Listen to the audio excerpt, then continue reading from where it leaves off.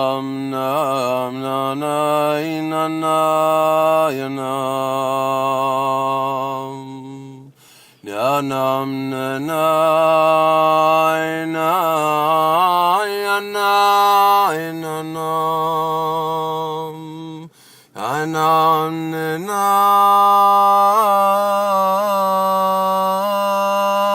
ya na nam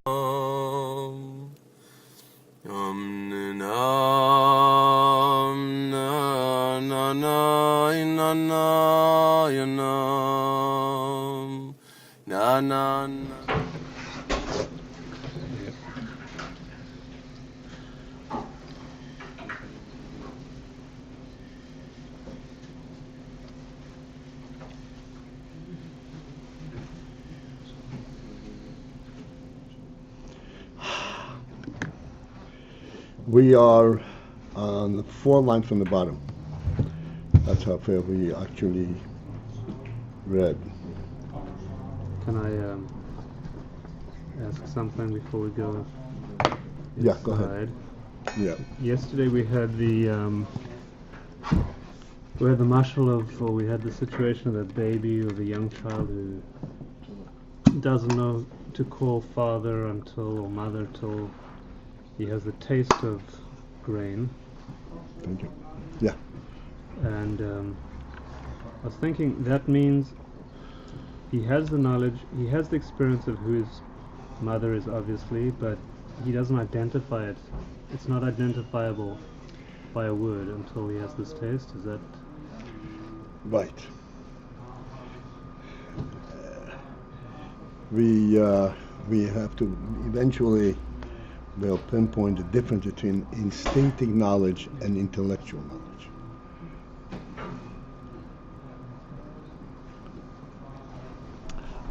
Which is really worlds apart. okay? So this taste brings that more primal knowledge down into intellect.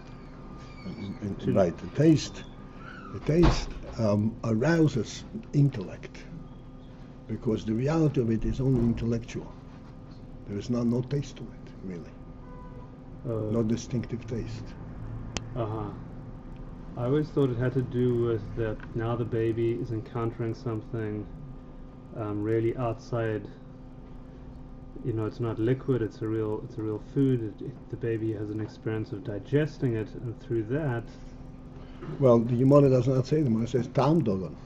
So now go back to saying it has very little taste or no taste. It has a taste, but the taste is not distinctive. Let me explain to you, okay? These are things which are omnipresent and omni-relative. When you encounter something physically, you touch a table. You know it because of a distinct experience. Yeah. That experience is not dependent on your knowledge that there is a reality. Like the Rambam says, the first principle, the basis of wisdom, of Chokhmah, is to know there's a first being. There's a truth. For this, you don't need to know the truth. Because you experience it, that's it. This has a very limited functionality, period. It hurts me.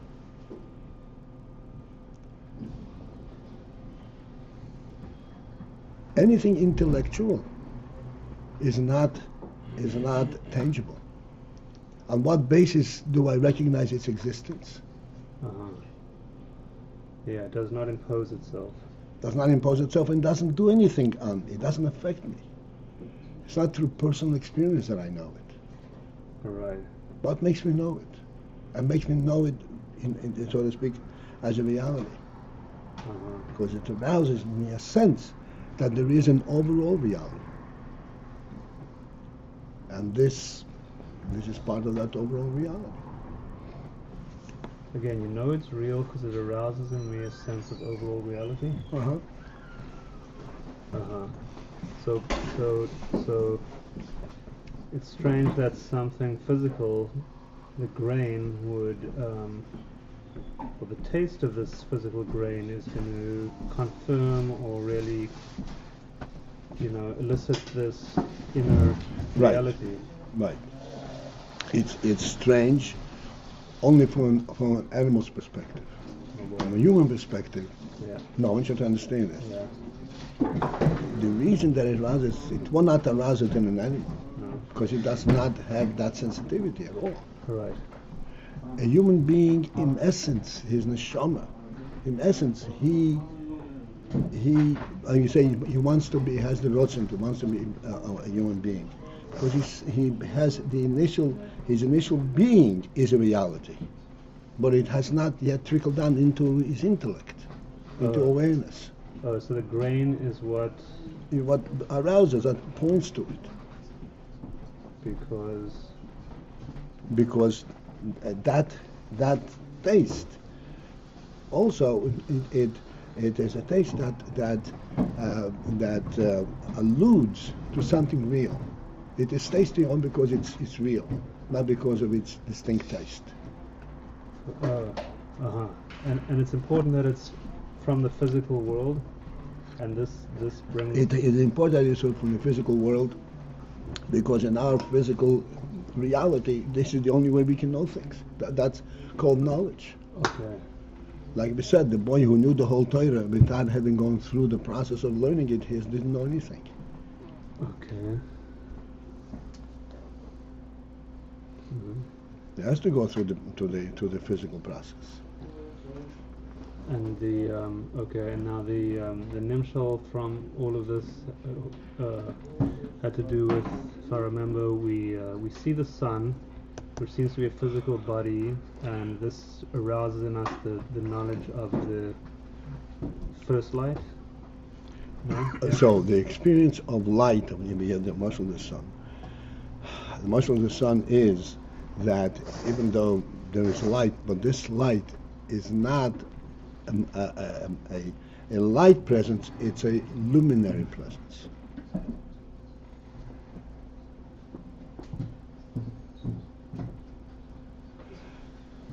And this is the marshal for the Yonah, where it's Lamailo, that oir,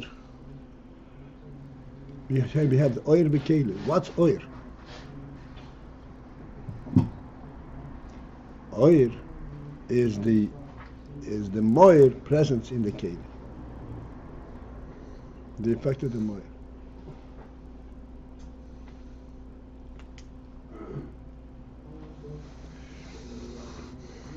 If it's not clear, I'll go, another level.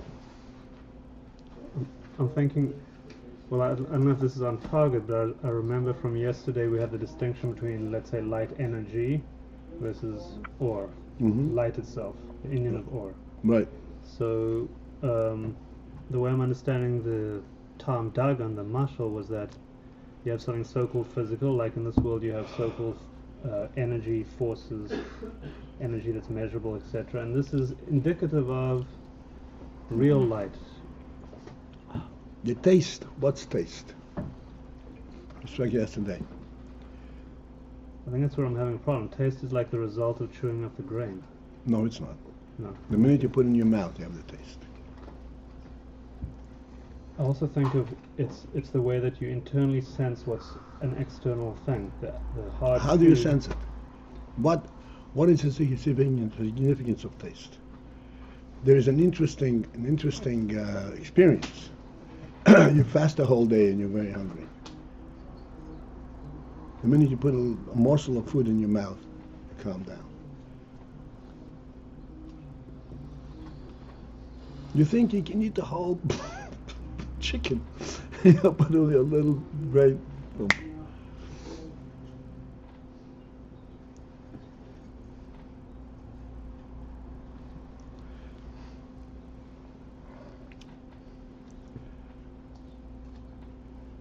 But you have to understand, we, human beings, are spiritual beings. We're not physical beings, as we are being, told and tried to be convinced. We are not physical beings. Animals are physical beings. We are spiritual beings. Our reality depends on knowledge, on seichel, not on the tangible experience. So that's to say that taste is some kind of spiritual. Taste is a nondescript thing. What is taste? But it's initiated by the food, but that's not the point. No, it is. It's initiated by the food, but who responds to it? Uh-huh. It's not something that's forced upon you. It's not like a tangible thing. We are spiritual beings having a human experience, right? Everything about us is human.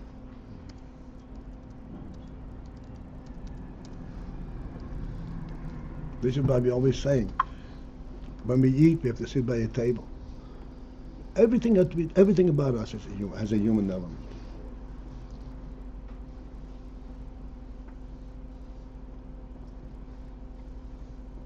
If we live up to it, if we have the rotzen to be human, we sense that you're that rotzen.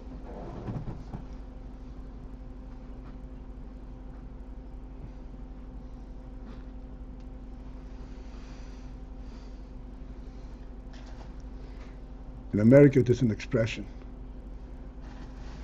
Drop me off. You know, I give people a person a ride and drop me off in this corner. It irks me. I don't drop human beings. I let people off.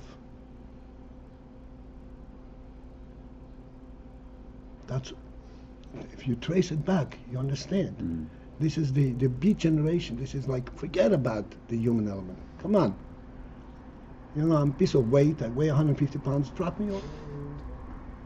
And your car will have that less mass to carry.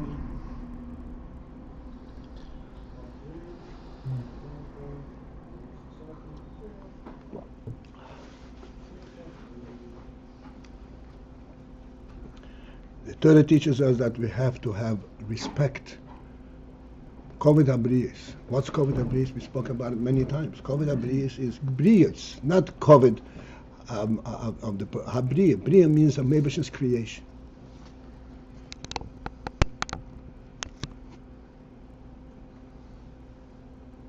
The world is not the result of the Big Bang. It's the result of intentional creation of the great creator.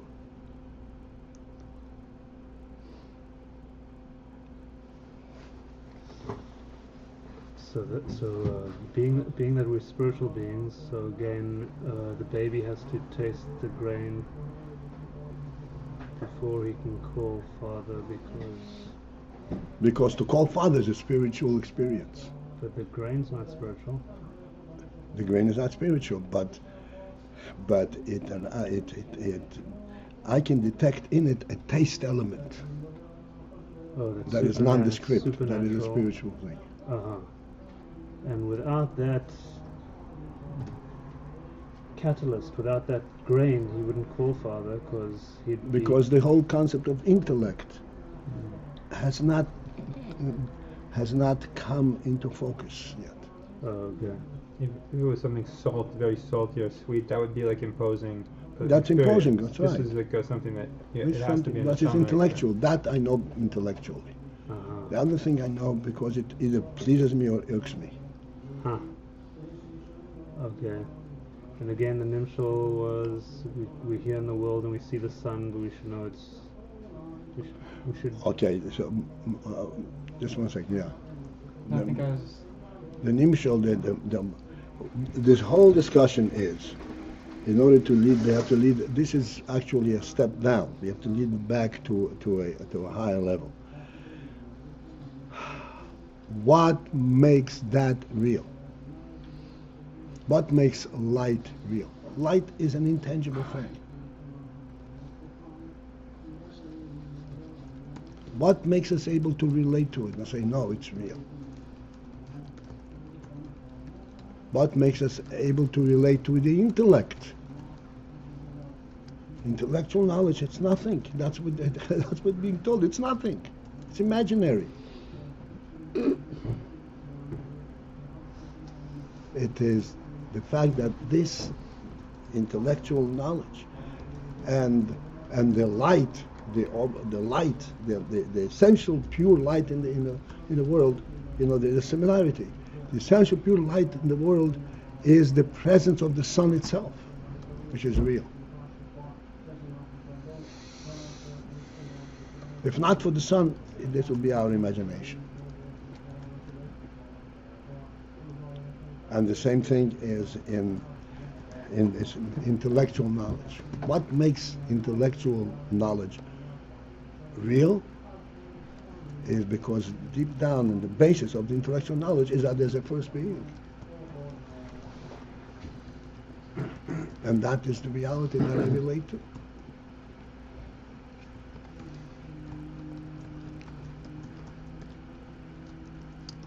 Okay, is it clear? I mean, sufficiently clear? Yeah. I'm sure that it could be more. All right. So I said we have 4 lines from the bottom. Okay. And the line begins with Kuli. So we are now coming to the point where we're actually comparing and saying that the Shefa comes from Mashpia is a different has a different kind of relationship to the Mashpia than Oyer to Moyer. Oyer and Moyer are one thing, and the Oyer is K'moy HaMoyer, exactly like the Moyer, because Oyer is actually there because the Moyer is there. What gives Oyer its a sense of reality is the presence of the Moyer. Whereas in the Shefa, no, it's not so. The Shefa, the Mashpia gives the Shefa, and then the Mashpia is separated, is separate from the Shefa, and it becomes part of the Mushpa. Here I did the first thing in that line. In other words, the Shefa as it is given by the Mashpia, just the giving itself already is a different kind of seichel than the way it is in the Mashpia. The Mashpia knows it in a completely different way. And certainly when it is nitva seisel hamkabel, when the makabel absorbs it, he absorbs it as a mitzias completely. It's not the mashpia. He's not absorbing the mashpia. He's absorbing the shefa.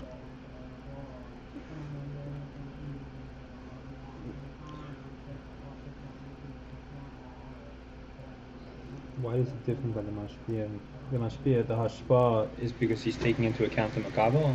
No, because you cannot be mashpia of your own experience. Like you always explain all the time. But that which you experience in sight, for example, you can describe it for 100 years. You'll never give the sense of the experience itself.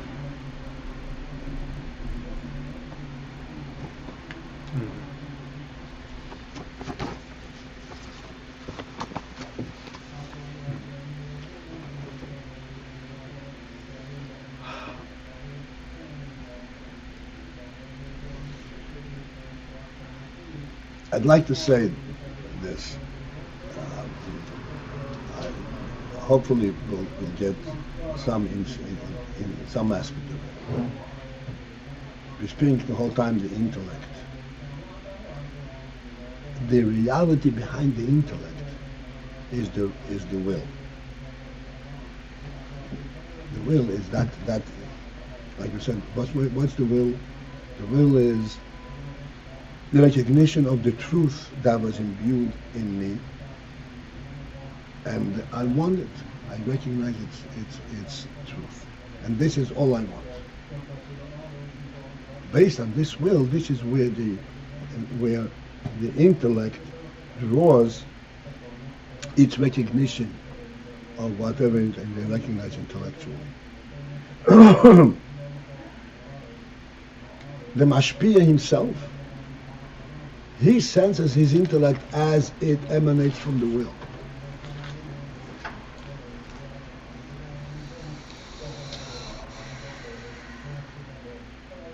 By him, this knowledge is not just a logical process. Logical process can go any direction. This is much more. This is a fundamental reality. That he cannot transmit. He can transmit that only as it is translated and in seichel, in a logical process. So etzem haseichel cannot be transmitted. Go and explain what taste is. Taste is an intellectual experience, as we are saying. Why can't you explain what it is? Because that's the intellectual experience at the moment where the intellect and the will are one. It's an inclination. It's not, and you cannot explain what it is. There's no logic to it.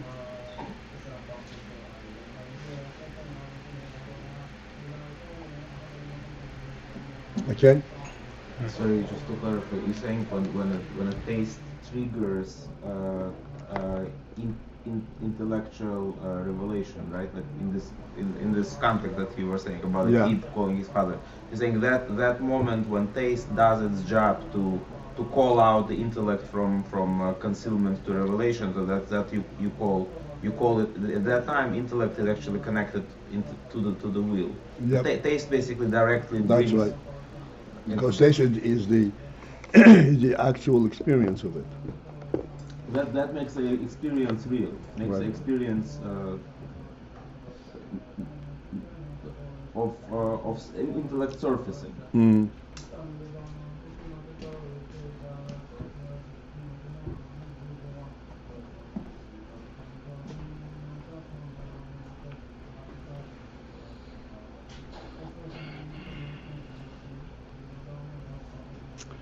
In Russia, everything was, at least in my days, everything was scarce, very scarce.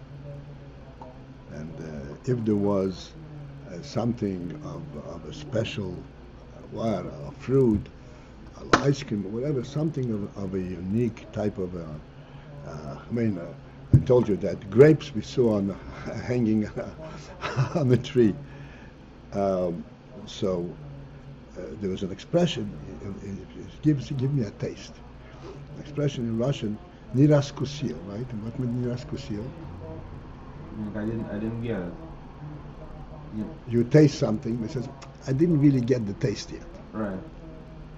Didn't get the taste yet. It didn't strike me yet. I need a little more.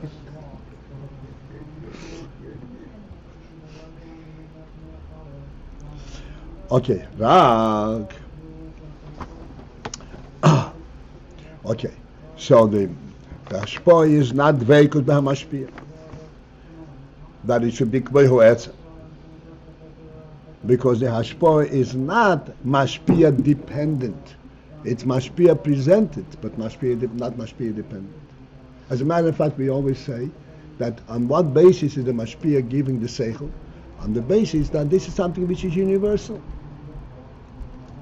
It's true for me, it's true for you as well. Rag, except there is a relationship between the shefa and the mashpia. Shelefi oifon ho'etzem kein hu mare koiche behahashpor. There is a relationship between the shefa and the mashpia, and that is that the hashpah is what's in mare koiche. Hashpah is an expression, is showing what he understands, and this expression of what he understands is given over b'fi eifon ho'etzem, according to the way of the etzem. Meaning with the same clarity, with the same depth, but not the etzem itself. Avol einei k'mehu etzem mamash, but it is not actually exactly like the etzem.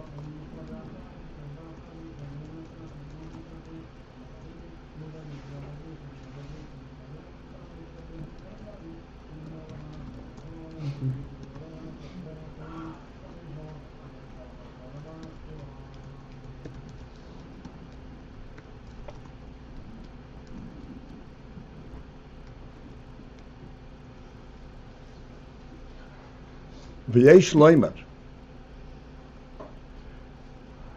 To clearly state it, we can say the following: the ba'oir hu k'mei ho'etzem mamash. That in the case of the oir is exactly mamash like the etzem, with the same clarity, with the same truth principle as the etzem. Because if not for the presence of the etzem, there is no oir. Ubeshefa, but in shefa, hurak lifi yoifen ho'etzem, loi k'moi ho'etzem. It is only for oifen, according to the manner of the etzem, similar but not exactly the same.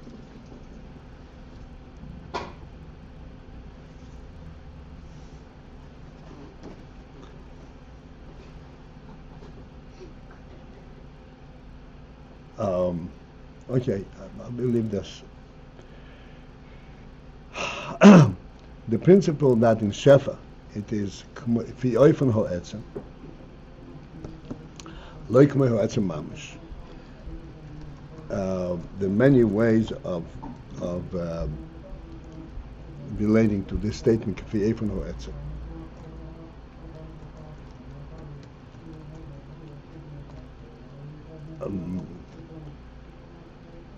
One aspect is that in a shefa,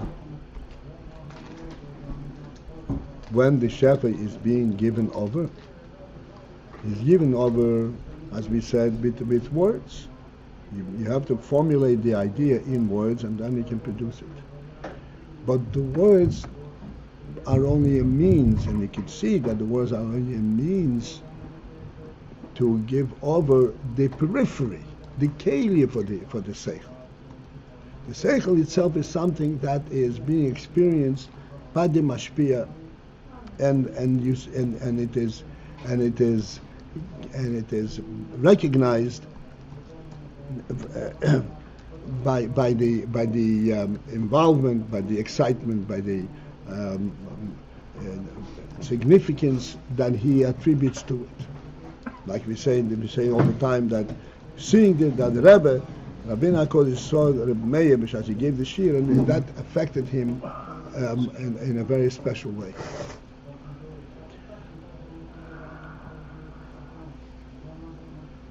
Also, we mentioned the other day that even though we're talking about seichel, and seichel is essentially the base, the principle of the truth, and yet there is a truth as the Beis Shammai see it, and there's a truth as the Beis Hillel see it.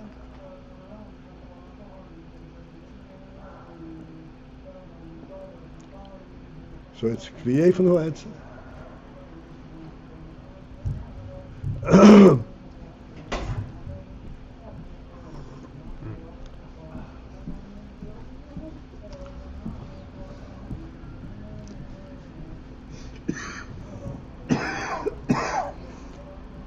I want to connect it also to the other motion of throwing the rock. Then we will see it clearly. Even though this is a physical thing, and then we have to, there are other factors going into it, but we should be able to kind of distinguish between the external factors and the reality itself. If I want to pick up this cup and move it here, I move it exactly what I want it to be. And I move it exactly in the same, the route, the direction to which I want to carry it. Why? Because it's my hand that's actually moving it. And my hand is completely under control of my will and my seichel, and it goes exactly the way I want. Obstruction. Right? When you throw a rock, and we said before that the meaning of throwing a rock means targeting. You can be targeting, even if you hit it, does it go exactly the route that you intended for it? Not necessarily. As a matter of fact, probably necessarily not. It goes around the area, around the direction. Because this becomes a separate mitzvah, and you cannot imbue your will and your exact focus into this object.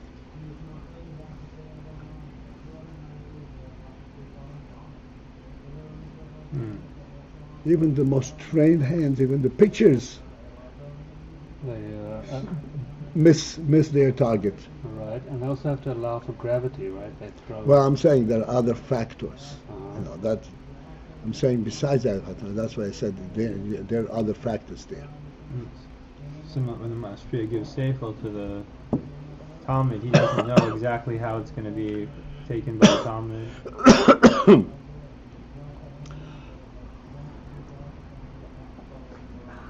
Again, how it's going to be taken by the Talmud, that's the periphery. Like we said, this is like gravity effect, all those different things, the wind, whatever.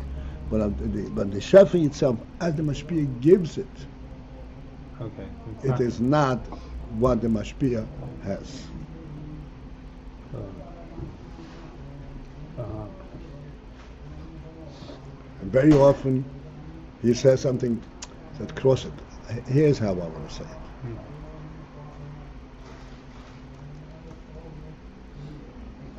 What was the last thing that you said? Sometimes he retracts. He says, I didn't want to say it this way. I wanted to say this.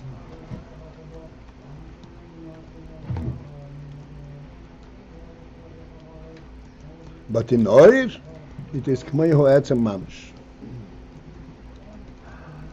It is literally the presence of the Etzem that is being transmitted in Oir. The Hainu, I must have these words and then we'll adjourn. Lefi sheho'oir hu bivchinas dveikus mamash. Because the oir has the aspect of dveikus. Dveikus means cleavage.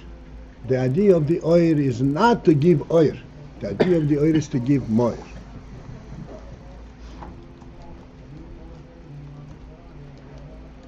What is the meaning, very quickly, what is the meaning of my domain?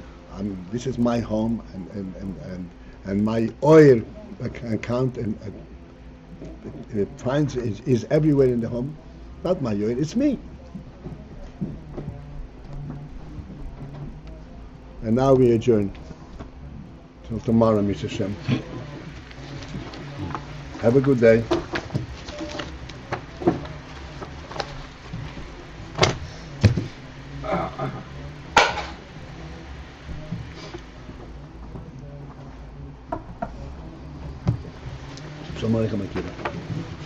Thank you. Welcome back. Thank you. Welcome back.